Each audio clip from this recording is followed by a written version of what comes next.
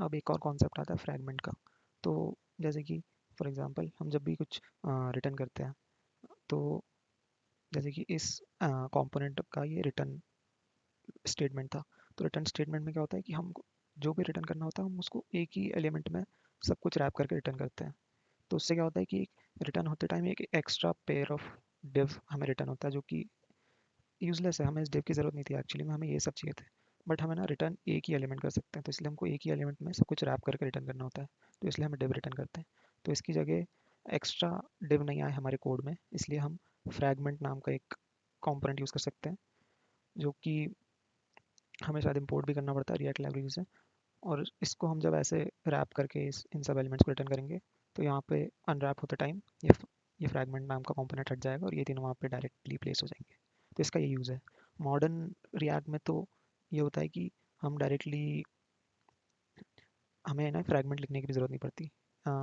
Empty tags में हम उसको लिख सकते हैं। मॉडर्न रिएक्ट में ऐसा होता है, जैसे कि ये इसकी बात कर रहा हूँ कि हमें फ्रैगमेंट में रैप करने की ज़रूरत नहीं है, हम सिर्फ एम्प्टी टैग में उसको रिटर्न कर सकते हैं ऐसे।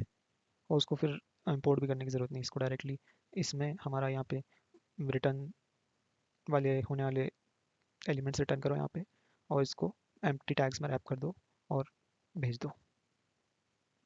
अब एक और टॉपिक है कि when to split components into different files, like we can always do it for each and every component, but हमेशा ज़रूरत नहीं पड़ती। बट करना तब चाहिए जब ऐसा है कि बहुत एक मेन कंपोनेंट हमारा ऐप कंपोनेंट, और उस ऐप कंपोनेंट में बहुत सारे कंपोनेंट्स हैं जिनमें हुक्स यूज़ हो रहा है।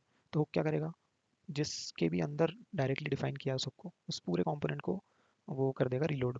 तो अगर मल्टीपल कंपोनेंट्स हैं, उन सब के अंदर हुक्स है, और समझ लो कि उसके बाहर भी एक ऐप जो कंपोनेंट है हमारा मेन कंपोनेंट, उसके अंदर भी हमें वो दिया गया है।